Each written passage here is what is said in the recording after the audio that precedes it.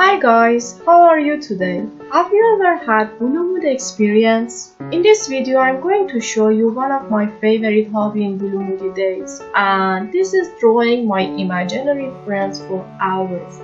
When I finish my drawing, I feel so much peace inside, so I try to remember this. If I'm not okay, that's okay because I'm feeling something new that could be useful for my art. So here we go.